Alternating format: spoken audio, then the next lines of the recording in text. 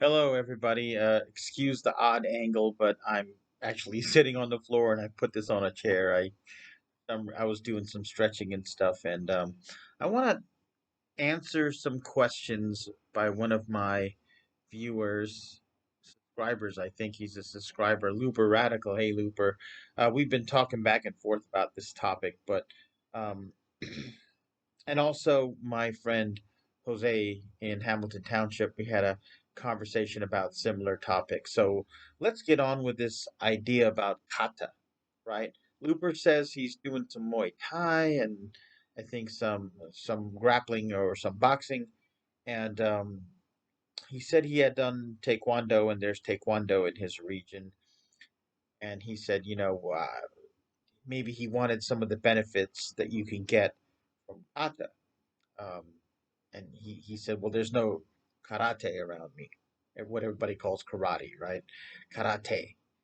Um, he said, there's taekwondo. And I'm like, well, to be honest with you, taekwondo comes from karate. It's like a child of karate, it's like a descendant. Yes, there's Korean influence, unmistakably, unmistakably. But um, I consider it a form of karate. Kenpo is a form of karate. Uh, Weichiryu, American Freestyle, Kyokushinkai, whatever. They're part of that family now. It's a big family. It's like dogs. You have within the categorization of dogs, you have Chihuahua and you have Great Danes and you have wolf hybrids and all kinds of things, right? So number one, um, and MMA. I actually think that MMA people can benefit from knowing a kata and practicing it on a regular basis. It's not for many of the reasons that uh, you know, traditionally you think would apply. So, for example, let me adjust my position here. Um, you know, most MMA fighters are young guys. They fight for a brief period in their life. Most people never turn pro. Most amateurs don't have a lot of fights. Those that have fights, very fewer of them turn pro. Those that turn pro, very few do anything with it for any length of time. Though of those, very few become champions and make a good living out of it. I know a pro, for example, and this is very crucial to the whole kata conversation. I know a pro who is sponsored. I'm not going to say his name, but I've interacted with him. I've trained him on a few things, particularly mental things. And this is a guy who is physically very powerful, and his sponsor takes care of his expenses, provides him with the ability to go to different coaches. Um, you know, uh, but this guy is good at self sabotage. All right. Sometimes before a fight, he'll get superstitious and he'll get nervous and he'll be like, well, if I try to open this particular door and it jams, that's a sign of bad luck. The fight's going to go bad, right? That type of stuff. I mean, really bad stuff, right? And I've worked with this fighter on that using a combination of talk, Ericksonian hypnosis, conversational hypnosis, and physical exercises, stretching, things like that, massage techniques. But bottom line, it worked very well for him the times that I interacted with him. And I, if I was him, I would work with me more because I think he would be doing a hell of a lot better, to be honest with you. But I don't know his motivations for staying in this game. The guy doesn't fight but once or twice a year most of the time. I think he just enjoys being sponsored, to be quite frank with you. And I think the sponsor enjoys having a tax write off, to be quite frank with you. But anyway, you see, if you practice kata and you practice it well, you have the ability to turn your intensity from 0 to 1,000% on and off and on and off. Okay, the formality of things, the bowing, the using of a not your native language, all these things. It is a deep form of meditation, self hypnosis, and a great mind body exercise. It almost doesn't matter what the kata is, or hyung, or pumse, or taolu. in Kung Fu, right? Um, I prefer Kung Fu Taolu, and because most of them are very long and very rigorous, and there's a lot to memorize. There's a lot for your mind to do. There's a lot of detail, and sometimes there's so many of them that you can pick just one, for your whole life, and work it. Like for example, two forms that I've done in competition, from two very different styles. Um, One was the Tiger Crane form of Hungar, and that's got 200 plus moves, right? It works a lot of stance, it has kicks, it has works your base, your core, dynamic tension, quick moves, slow moves, many, many things. And I love it, right? And your Wing Chun forms, I mean, I can practice them anywhere in this small apartment. I can practice them every day, multiple times a day, and not really get tired. Um, Long fist, in competition, I remember I used to compete a lot with Mei Hua Kyun from the Bak Silam system, and that's a form that's got a lot of challenges, a lot of jumps and things like that. I was admittedly younger then, um, but form the form gives you these benefits and can benefit an MMA fighter, but you have to have a very open mind.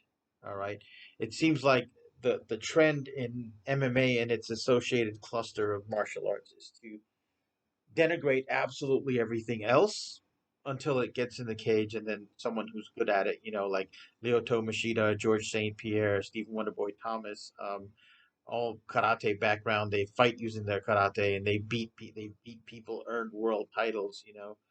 I think they've established it as a fact.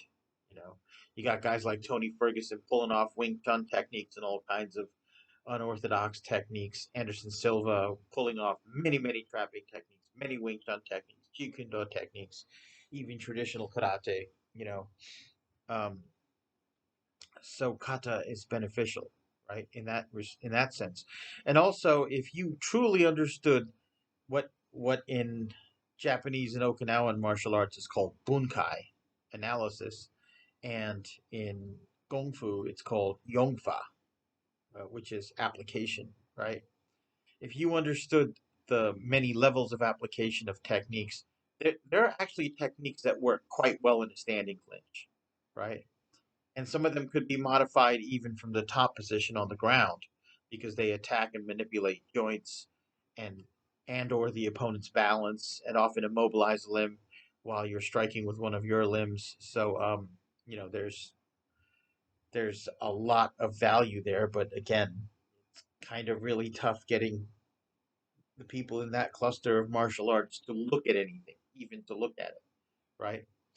Um, Now, another question for that Looper Radical brought up. Um, he said, he wants to do something meditative like the Silam Tao form or the Tai Chi form or the Sanchin form, but for whatever reason, he hasn't been able to learn it, or there's not anybody there that can teach it to him. First of all, I can teach it to you. You can set up a one-on-one correspondence with me and set up a study course. I can teach you Silam Tao, Tensho, Sanchin, Chinese Sanchin from Five Ancestor Fist.